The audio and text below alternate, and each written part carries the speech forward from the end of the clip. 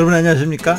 CR성과연구소 정영학입니다. 오늘은 대한의료법인연합회 원장님들을 모시고요. 스마트한 조직관리라는 제목으로 시간은 좀 짧지만 30분 동안 한번 핵심만 가지고 같이 한번 나눠볼까 합니다. 제 이름은 정영학입니다. 컴퓨터를 전공을 하고요. 미국에서 유학을 한 후에 한국에 돌아와서는 주로 IT 쪽의 글로벌 회사에서 일을 했었습니다. 여러분들이 잘 아시는 HP, 시스코, 또 알카텔 같은 회사에서 일을 했었고요. 국내 중견기업의 부사장으로서 개혁 작업을 한 4년 반 정도 이끌다가 IGM 세계경영연구원의 전교수로 전역해서 지금까지 한 4년, 5년 정도 많은 분들과 같이 나누고 있고요. 2017년 하반기부터는 CR성과연구소를 세워서 같이 운영을 하고 있습니다. 분에 넘치게 많은 회사에서 찾아주셔서 특히 삼성전자 또 대기업을 비롯해서 주로 임원분들, CEO분들과 조직 운영에 관한 리더십에 관해서 주로 함께 나누고 있습니다. CR성과연구소는요, 기업교육은 성과와 연결돼야 된다라는 철학을 가지고 거창하게 운영을 하고 있습니다. 자, 같이 한번 생각을 해 보겠습니다. 여러분들 다 조직을 운영하고 계시죠? 병원도 거대한 조직이고 굉장히 복잡한 조직으로 알고 있습니다. 자, 이런 말이 있습니다. 역사상 가장 위대한 발명품은 바로 조직이다. 왜 그러냐면 인류는 조직을 통해서 개인이 해낼 수 있는 일을, 개인의 한계를 넘어서 오늘날의 그 위대한 문명을 만들 수 있었다. 이런 이야기입니다. 자, 가만히 생각해 보면요. 여러분들 조직을 운영하시는데 골치 아프시죠? 근데 왜 조직을 운영하십니까? 혼자 다 할 수 있다면 굳이 조직을 운영할 필요가 있을까요? 자, 그런데 당연히 조직을 통해서 일을 할 수밖에 없는 상황이 있으니까 조직을 운영을 하시겠죠. 그러면 크던 작던 간에 조직을 운영하는 리더들은 이러한 여러 가지 문제 때문에 고민들이 많습니다. 주로 어떤 고민들이 있을까요? 첫째는 성과를 내야 됩니다. 두 번째는요, 어떤 리더도 같이 일하는 조직원들이 자기 때문에 불행해지기를 원치 않습니다. 그래서 일하는 사람들이 좀 보람도 느끼고 행복하게 느꼈으면 하는 게 이건 인지상정인 것 같습니다. 그리고 또 하나, 자기 일들을 좀 스스로 알아서 잘해주면 좋겠는데 다 리더의 마음 같지는 않은 것 같습니다. 그리고 제일 중요한 거, 여러분 어떻게 생각하세요? 제일 중요한 게 뭘까요? 이겁니다. 리더 자신이 좀 편해지고 싶습니다. 왜? 리더는 생각할 게 지금 너무 많거든요. 신경 써야 될 게 너무 많고. 이거 굉장히 중요합니다. 자, 그러면 어떻게 해야 될까요? 어떻게 해야 됩니까? 두 가지 답을 드리고 싶습니다. 첫 번째는요, 하나로 결집된 건강한 조직을 만드십시오. 경쟁력 있는 건강한 조직을 만드십시오. 두 번째는요, 스스로 알아서 일하는 조직을 만드십시오. 어떻게 해야 될까요? 바로 이 부분에 스마트한 조직 관리를 하시기를 원합니다. 자, 결국은 우리 조직원들이 다 실행을 통해서 결과를 만들어내는 것입니다. 병원 같은 경우는 실행의 종류들이 다 다르겠죠. 의사분들도 계시고 간호사분들도 계시고 관리, 테크니션도 계시고 굉장히 다양한 직군들이 모여서 아마 각자 실행을 할 겁니다. 그런데요, 이 사람들이 다 실행을 통해서 하나의 결국 병원에서는 뭐겠습니까? 환자의 치료와 또 환자들의 만족도가 되겠죠. 그래야 이제 병원들이 계속 유지가 될 수 있겠죠. 자, 그래서 맥킨지 컨설팅에서는요, 조직의 실행력은 두 가지가 있다. 그래서 첫 번째 실행력은요, 시스템 기반의 실행력이다. 병원만 해도 굉장히 많은 의료 시스템들이 들어와 있고 ERP도 와 있고 관리 시스템들이 많이 있습니다. 근데 이 시스템만 갖췄다고 완벽한 실행력이 나오지는 않는다. 결국은 이것을 운영하는 사람 기반의 실행력이 있어야 된다. 자, 그래서 시스템 기반의 실행력을 위해서는 책임을 명확하게 하고 조정과 통제를 어떻게 할 것인지를 고민들을 많이 합니다. 오늘날 우리나라만 해도 굉장히 이 부분이 많이 발달이 돼 있어. 이제는 이 노하우나 이 시스템들을 다른 나라에 전파해야 될 정도의 수준에 올라와 있습니다. 이제 이것을 운영하는 사람의 실행력은 어떨까요? 사람 기반의 실행력인데 결국은 이것을 운영하는 사람들이 자기가 하는 일에 대한 역량도 가지고 있어야 되고 동기가 유발이 돼서 이것을 잘 해 나가야 됩니다. 이제 아마 이 부분에 있어서요, 스마트한 조직 관리라고 하는 것은 스마트하게 사람을 관리하는 리더가 필요하다. 이렇게 해석을 할 수 있을 것입니다. 자, 그렇다면요. 리더는 도대체 어디에 초점을 맞춰야 되는가? 이 부분이 스마트한 조직 관리의 핵심이 될 것입니다. 피터 드러커, 경영학의 아버지라는 피터 드러커는요. 생에 많은 저서를 남기고 굉장히 많은 명언을 남겼습니다. 그분의 마지막 저서 Inside Drucker's Brain, 우리나라에서는 마지막 인터뷰라는 제목으로 책이 나왔는데요. 이 책에서 가장 강조한 게 리더십입니다. 그러면서 리더십의 세 가지 핵심을 강조를 했습니다. 자, 리더는, 조직을 운영하는 리더는요, 내가 하고 싶은 것은 무엇인가라고 물어서는 안 된다. 나는 나와 조직을 통해서 무엇을 해야 하는가라고 물어야 된다. 뭐죠? 목표가, 우리 조직의 목표가 무엇인지 명확히 알아야 된다는 이야기입니다. 그리고서는요, 의미 있는 차이를 가져다 주는 것 중에서 나와 우리 조직에 알맞은 일은 무엇인가, 즉 우리가 할 수 있는 것과 할 수 없는 것이 무엇인지 역량 수준을 정확히 알아야 된다. 무슨 얘기냐면요, 할 수 없는 것을 하려고 해서는 안 된다는 얘기죠. 자, 그럼 뭐 일을 하지 마라, 그게 아니고요, 할 수 있는 일을 잘하게 하고, 지금 할 수 없다면 그것을 어떻게 할 수 있게 될 것인가를 고민하는 리더가 필요하다는 이야기입니다. 세 번째는요, 일을 처리하게 하는데 그 일을 리더가 처리해서는 안 된다. 무슨 얘기입니까? 조직을 통해서 일해야 된다. 그러면 조직을 움직이는 사람을 관리할 수 있는 동기에 대해서 알아야 된다. 자, 피터 드러커가 이야기하는 리더십의 핵심은 뭐냐면요, 리더는 조직을 통해 성과를 창출하는 사람이 되어야 된다는 이야기입니다. 아주 재밌는 실험이 하나 있었는데요. 제임스 글락스버그라는 프린스턴 대학 교수가요, 심리학 교수입니다. 사람들의 성과, 그 다음에 그 사람들의 성과를 내게 하는 동기 연구를 하기 위해서 아주 재밌는 실험인데 촛불 실험이라고 합니다. 아주 프린스턴 대학 유명한 공부 잘하는 학생들을요, 두 그룹으로 나눠 갖고 다음과 같은 질문을 줬습니다. 촉 하나와 압정 한 박스, 그리고 성냥 한 박스를 주고요, 이 초를 벽에다 고정시켜서 촛농이 바닥에 떨어지지 않게 하시오 하는 게 문제입니다. 이 문제의 푸는 핵심은 고정관념을 깨야 된다는 것이고요. 그러니까 우리가 압정 박스니 초니 성냥 박스니 이런 것들을 고정관념을 깨야 되고, 어떻게 보면 굉장히 창의적인 문제 해결입니다. 결국 답은 뭐냐면요, 이렇게 하는 겁니다. 그런데 이 문제를 풀기 위해서 사람들이 성과가 어떻게 나는가를 보기 위해서 두 그룹의 학생들에게요, 한 그룹은요, 이 문제를 빨리 푸는 사람들한테는 상을 주기로 했습니다. 그래서 돈을 걸었습니다.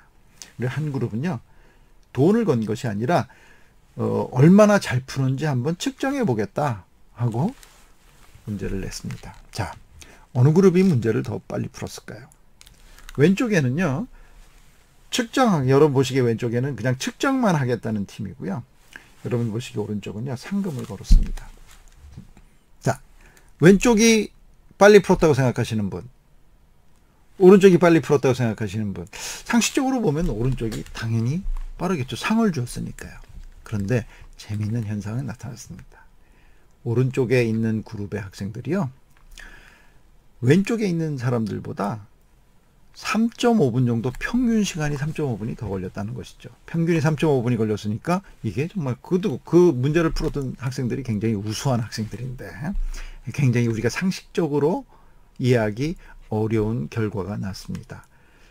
그러면서 이 결론은 뭐냐면요, 그 일 자체가 제공하는 어떤 보상이나 조건보다는 그 일로 인한 어떤 내적 동기가 더 효과적이다. 그 일이 나한테 주는 어떤 의미를 뜻하는 것이겠죠.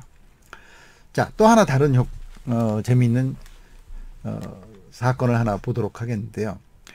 코브라 이펙트라는 말을 들어보셨습니까? 코브라 효과입니다. 뱀을 말합니다. 자, 인도가 영국의 지배를 받을 당시에요, 그 당시에 뭄바이나 이런 여러 도시에서 코브라가 출현해서 사람이 물려 죽는 경우가 굉장히 많이 있었다고 합니다. 그래서 이를 고민하던 영국 총독부에서는요, 코브라에 대한 상금을 걸었습니다. 그래서 코브라를 죽여서 머리를 잘라가지고 오면은 머리 하나당 2당 얼마씩 이렇게 상금을 걸었습니다. 그러니까 굉장히 많은 사람들이 코로나를 잡아오기 시작을 했다는 거죠. 코브라를요. 그런데 어느 순간부터는 코브라를 많이 잡아오긴 하는데 역시 코브라가 또 많이 보이는 거예요. 그래서 조사를 쭉 해봤더니 어이없는 일들이 벌어졌습니다. 사람들이요, 코브라가 돈이 된다는 것을 알고요, 코브라를 집에서 사육하기 시작했다는 것이죠. 그래서 깜짝 놀란 이 영국 총독부는요, 상금도 다 썼고, 그래서 이 제도를 빨리 폐지를 해버렸습니다. 어떤 일이 벌어졌을까요? 이걸 폐지를 했더니요, 사람들이 더 이상 돈이 안 되는 코브라를 사육하다가 그냥 길에다가 버리기 시작하면서 코브라의 개체수가 도리어 몇십 배가 늘어나는 참극이 벌어졌다고 합니다. 그래서요, 원래 어떤 목적을 가지고 시행한 것이 그 방법 때문에 목적을 더 어그러뜨리는 경우, 이런 경우를 코브라 효과 현상이다, 코브라 현상이다, 이렇게 이야기를 합니다. 자, 가만히 보면요, 우리가 정답이라고 아는 것이 결코 정답이 아닌 경우도 많다는 것이죠. 자, 그러면 스마트한 조직 관리라는 건 무엇일까요? 여러분, 이런 관리 방법을 주로 사용하지 않으십니까? 당연한 거죠. 일을 잘하는 사람 상 주고, 일 못하는 사람 벌 주고, 빨리 일 잘하는 사람 빨리 승진시키고, 보너스도 조금 주고, 소위 말하는 당근과 채찍의 방법입니다. 근데 언제부턴가는요, 당근과 이 채찍의 방법은 한계가 있다, 이런 주장이 나오기 시작을 했습니다. 여러분 어떻게 생각하세요? 병원이 얼마나 이 당근 보너스 제도나 인센티브 제도를 잘 활용하고 있는지는 모르겠습니다만은, 제가 듣기로는 성형외과 그런 데 보면은 제일 골치 아픈 것이 사람들이 드나드는 거더라고요. 특히 간호원들, 간호보조사들이 옆 병원에서 10만 원만 더 준다 그러면 뒤도 안 돌아보고 옮기고 하니까 항상 사람을 뽑고 사람 운영하고 사람 관리하는데 가장 어려움을 겪고 있더라고요. 자, 그런데 심리학자들이 연구를 해서 정리를 해보니까요, 사람의 마음을 움직이는 요소는 결코 돈이나 물질적인 것, 보상만이 아니더라 하는 발표를 했습니다. 자, 마음을 움직이는 요소가 6가지가 있는데요. 그 6가지 요소를 한번 들여다보면요, 첫 번째는요, 자, 지금 말씀드리는 이 사람의 마음을 움직이는 요소는 바로 일을 하게 만드는 그 마음에 움직이는 요소를 말합니다. 첫 번째 요소는요, 타성이라고 합니다. 자, 일 왜 하세요? 그럼 글쎄요, 이건 선임자도 이렇게 했고 제가 들어올 때부터 이거 하라 그랬는데요, 왜 하는지 아무 의미도 없이, 이유도 없이 그냥 해야 됩니다. 이런 사람들 얘기들이 별거 있어, 까려면 까야지, 이런 얘기들을 많이 하죠. 그 일을 하기 때문에 이 사람의 동기가 지금 작동하고 있는 거죠. 그거보다 조금 더 강한 동기는요, 동기를 촉발하는 요소는요, 경제적 압박감입니다. 앞에서 보여드렸던 보너스 또는 처벌, 그런 겁니다. 이거보다 조금 더 강한 건요, 정서적 압박감입니다. 미스 김, 우리 김양 우리 알지? 우리 지금 병원 어려워서, 이런 마음의 심적인 부담을 줘서 한다는 거죠. 근데 우리 아이들도요, 내가 부모님 이렇게 어렵게 나를 공부시켜주는데 부모님 위해서 공부 잘해야지 하는 애들이요, 공부는 무지하게 열심히 하는데 성적이 잘 안 나오는 경우 많이 봅니다. 왜 그럴까요? 다 같은 이유라는 것이죠. 우리 직원들도 마찬가지라는 겁니다. 우리 직원들, 좋은 직원들 많이 있습니다. 그래서 정서적 압박감을 가지면요, 그래 별거 있어, 내가 그래도 해야지. 근데 이런 사람들의 성과는 조금 미진한 경우가 많다, 이런 연구가 있습니다. 왜 그럴까요? 같이 한번 여러분이 끝날 때 아마 이해하실 수 있을 거라고 생각을 합니다. 이거보다 강한 동기는요, 성장에 대한 동기입니다. 사람은요, 성장한다고 생각할 때 하기 싫은 일도 하게 됩니다. 그리고 이 어떤 의미를 준다고 생각할 때, 가치가 있다고 생각할 때 사람들은 뛰어듭니다. 이 의미라고 하는 것은요, 사람이 목숨까지도 바치는 경우가 발생할 정도로 강한 힘을 가지고 있습니다. 그만큼 사람을 강하게 움직인다는 뜻이겠죠. 옛말에 이런 말이 있습니다. 이것저것 다 해도 좋아서 날뛰는 사람 당할 자가 없다. 바로 즐거움, 재미라는 동기입니다. 자, 그러면 이 사람의 마음, 특히 일을 하게 하는 사람의 마음을 움직이는 요소가 이 6가지가 있는데요. 여러분도 보시는 것처럼 오른쪽에서 왼쪽으로 갈수록 사람의 마음을 강하게 움직이는 요소입니다. 즉 강한 동기 요소들입니다. 왼쪽에 있는 3가지는요. 특별히 내적 동기라고 합니다. 자, 스스로 우러난다는 거죠. 무슨 얘기냐면요. 오른쪽에 있는 3가지는요. 일로 인해서 벌어지는 것이 아니라 일로 해서 어떤 제공되는 조건들로 의해서 내가 움직이게 되기 때문에 간접 동기라고 이야기하기도 하고요. 외적 동기라고 이야기하기도 합니다. 근데 왼쪽에 있는 3가지 동기는요. 일이 나한테 성장할 수 있다는 생각을 주고, 일이 나한테 의미를 주고, 일이 나한테 즐거움을 준다는 것이죠. 그래서 이것을 직접 동기라고 이야기하기도 하고요. 내적 동기다. 그래서 요즘 보면은 스스로 우러나는 동기, 내적 동기, 이걸 많이 강조를 합니다. 자, 그러면 리더들은요, 스마트한 조직을 관리한다는 것은 무엇이냐면 스마트하게 사람을 관리한다, 이렇게 해석하실 수 있겠죠. 그렇다면요, 스마트한 리더는 사람 전문가가 되시는 겁니다. 사람 전문가가 어떻게 될까요? 바로 사람은 어떻게 움직이는가를 아는 게 사람 전문가들 아니겠습니까? 자, 지금 보여드렸던 이 6가지 사람의 마음을 움직이는 동기 요소는요, 보시는 것처럼 마음속에 6가지가 다 이렇게 믹스처가 돼 있다고 합니다. 그래서요, 여러분 보시는 것처럼 오른쪽에서 왼쪽으로 갈수록 동기는 강하게 작동을 하고, 아래에서 위로 갈수록 강하게 작동을 합니다.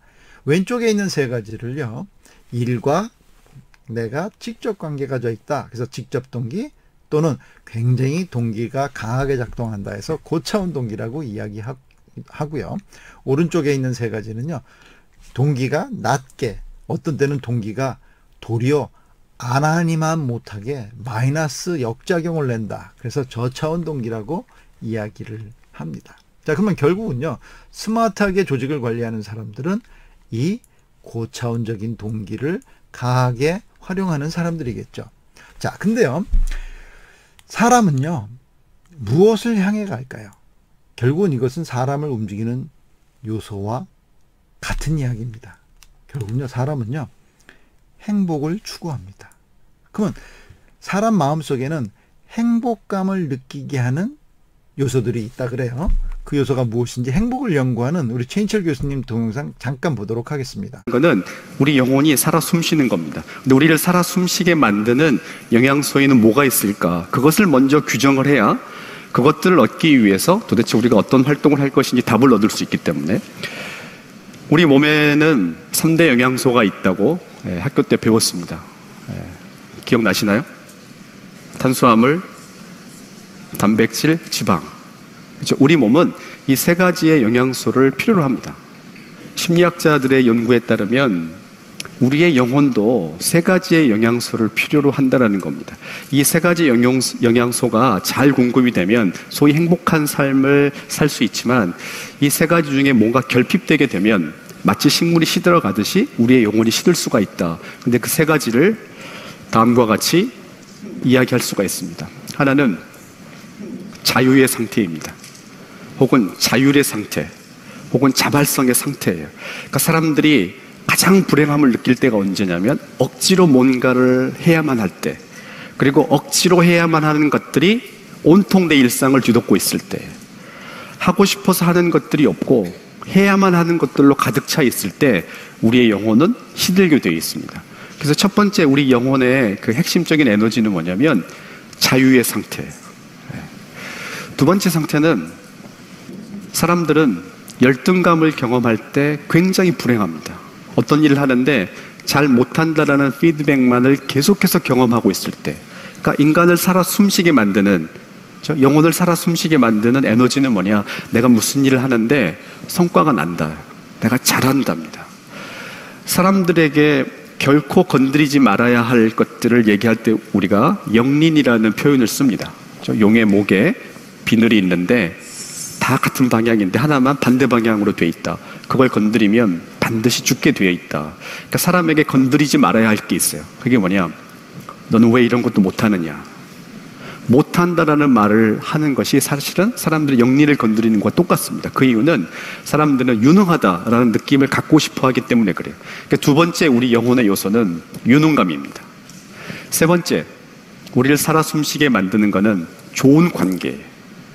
사람들과 관계가 돈독하게 맺어져 있을 때 사람들한테 에너지가 생깁니다. 그래서 단백질, 탄수화물, 지방이 우리 몸을 움직이는 3대 유명소라면 자유와 유능감과 관계는 우리의 영혼을 살아 숨쉬게 만드는 겁니다. 그러니까 행복한 삶을 산다라는 건 뭐냐? 이 세 가지의 에너지를 지속적으로 공급받는 삶을 사는 것이다라고 얘기할 수가 있죠. 네, 사람을 행복하게 하는 행복감에는요, 세 가지가 있다고 합니다. 첫째는 자율감, 관계감, 유능감입니다. 자, 우리 최인철 교수가 설명하신 것처럼 자율감이라고 하는 것은요, 내가 결정하고 싶은 욕구입니다. 그러니까 뭐냐, 사람은요, 내가 하고 싶은 것을 내가 결정해서 할 수 있을 때, 내가 하고 싶지 않은 것을 내가 결정해서 안 할 수 있을 때 자유롭고 행복하다고 느낀다는 것이죠. 사람은요, 또 내가 마음대로 할 수 있는 것을 즐거워합니다. 그래서 자율감은요, 즐거움과 같은 이야기입니다. 자, 관계감은 무엇이냐면요, 남에게 또 어떤 조직에게 뭔가를 준다는 것인데요. 자, 사람은요, 관계가 있다는 것은 내가 무언가를 줄 수 있고 그로부터 내가 무엇인가를 받을 수 있다. 상호 주고받는 관계, 바로 이것을요, 의미가 있다고 생각을 하죠. 자, 그래서 관계감이라고 하는 것은 의미감과 동의어입니다. 자, 유능감이라는 것은 무엇이냐면 내가 뭔가 잘할 수 있다고 느끼고 싶은 것이에요. 사람은요, 무엇인가를 잘하고 싶다고 느끼고 싶어 합니다. 왜 그렇습니까? 성장 때문에 그런 것이죠. 그러니까 유능감은 곧 성장의 욕구와 같은 것입니다. 자, 그렇기 때문에요, 행복감을 좌우하는 상위 심리 욕구, 자율감과 관계감과 유능감은요, 결국은 아까 동기 요소 왼쪽의 세 가지, 고차원 동기 세 가지, 즐거움과 의미와 성장의 요소와 같은 이야기인 것이죠. 결국은요, 사람은 행복하고 싶어 합니다. 그래서 사람을 움직이는 스마트한 리딩 방법은요, 그 사람을 행복하게 만들어 주면서 일을 하도록 만드는 것이죠. 그렇다면 결국은 스마트한 조직 관리라고 하는 것은 어떻게 자율감과 관계감과 유능감을 높여줄 수 있을 것이냐, 강화시켜줄 수 있느냐의 관건이 있을 것입니다. 자, 구성원들의 자율감을 충족시켜주는 방법은요, 행동의 선택권을 주래요. 그리고 행동의 선택권을 주고 그 선택을 잘할 수 있도록 평소에 그 사람한테 충분한 정보를 제공해 주는 것이죠. 그리고요, 또 중요한 방법 중에 하나가, 야, 그거 했어? 김대리 이거 했어? 저거 했어? 하지 마시고 질문하십시오. 어떻게 하면 될까? 그리고 김대리가 고민해갖고 답을 주면요, 이 등쳐주면서 잘했어, 화이팅, 내일까지 하는 거 알지? 요 멘트만 쳐주시면 된다는 것이죠. 뭐죠? 스스로 결정한다는 것은 그 답이 곧 자기 거라는 것입니다. 자기가 결정한 것이기 때문에 자기가 책임지려고 하는 게 사람의 인지상정입니다. 두 번째는요, 관계감을 충족시켜주는 방법은요, 설명해주는 방법입니다. 야, 그걸 꼭 설명해야 알아? 답은 뭡니까? 사람은 설명해야 합니다.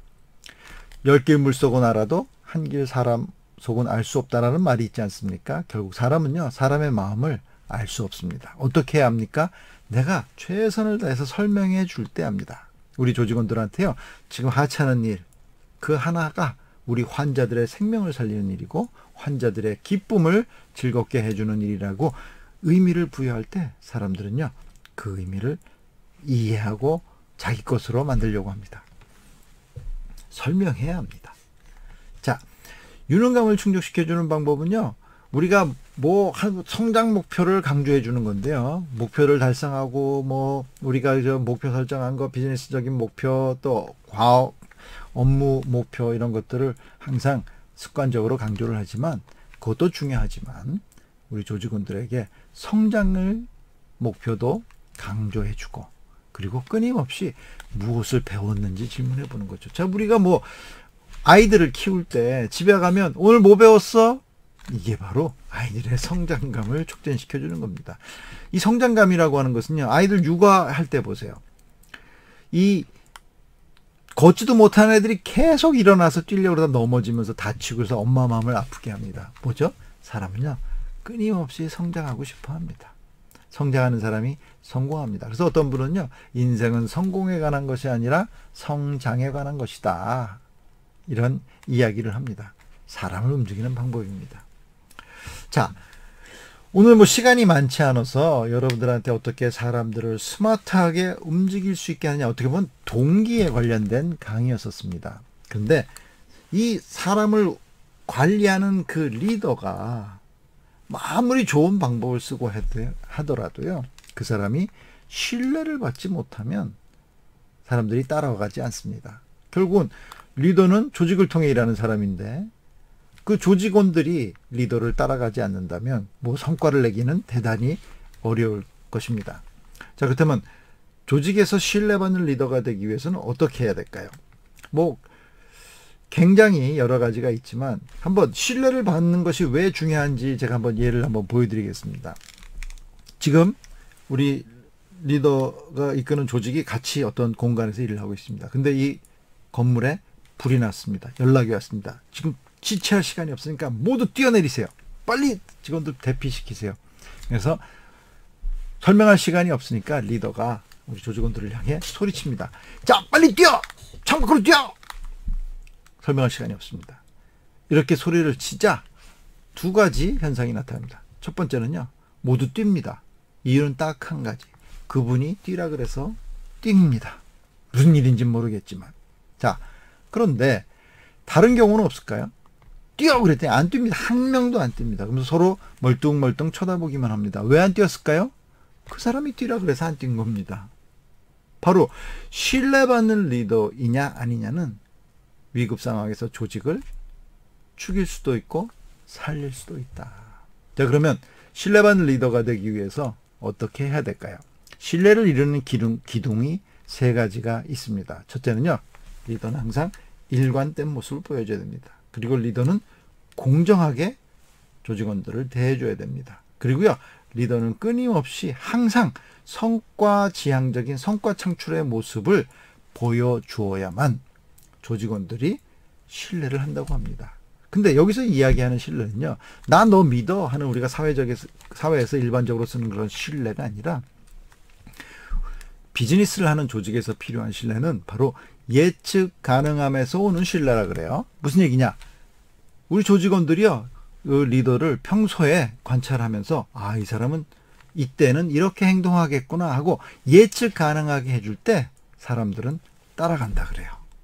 그래서 그 예측 가능함을 높여주는, 확고하게 해주는 세 가지가 바로 일관성과 공정성과 성과 창출 지향성입니다. 그럼 어떻게 해야 될까요? 일관성을 유지하는 방법, 공정성을 유지하는 방법, 성과 창출 지향성을 보이는 방법에 대해서 아셔야 됩니다. 설명할 수 있어야 됩니다. 그리고 가장 중요한 것은 항상 긍정적인 태도를 가지는 리더가 중요합니다.